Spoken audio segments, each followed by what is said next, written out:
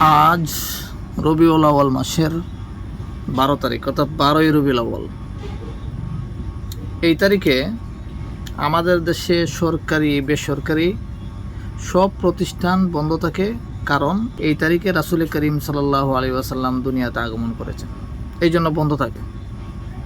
আমাদের সমাজে কিছু নবীপ্রেমিক দাবিদার, তারা এই তারিখে জশ্নের জুলুস নামে বিভিন্ন অনুষ্ঠান করে, আনন্দ করে, ফুর্তি করে। এটা তাদের ব্যাপার, করতে পারে, করুক। রাসূলের মহব্বত যদি প্রকাশ করে, আনন্দ করে, এটা ভালো কথা।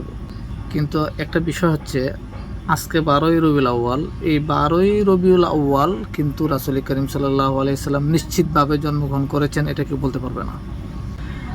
রাসূল করিম সাল্লাল্লাহু আলাইহি সাল্লামের জন্মের ব্যাপারে যথেষ্ট ইখতিলাফ আছে, যথেষ্ট মতানৈক্য আছে। কেউ বলছেন 8 তারিখ, কেউ বলছেন 12 তারিখ, কেউ বলছেন 9 তারিখ, আরও ভিন্ন ভিন্ন ইখতিলাফ আছে, মতানৈক্য আছে। কিন্তু সবচেয়ে গুরুত্বপূর্ণ কথা যেটি, আজকের দিনে 12ই রবিউল আউয়ালে রাসূল করিম সাল্লাল্লাহু আলাইহি সাল্লাম ইন্তেকাল করেছেন, এ ব্যাপারে কারো কোনো ইখতিলাফ নেই। অর্থাৎ আজকের দিনে রাসূল করিম সাল্লাল্লাহু আলাইহি ওয়াসাল্লাম দুনিয়া থেকে বিদায় নিছেন, এটা একজন খাঁটি উম্মতের জন্য অবশ্যই এটা কষ্টের এবং বেদনাদায়ক।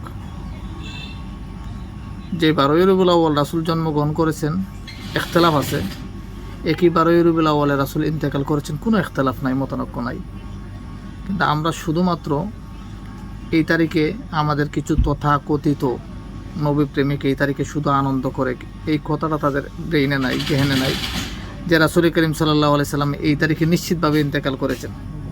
এ ব্যাপারে তাদের কোনো ইষ্ট নাই, আবেগ নাই।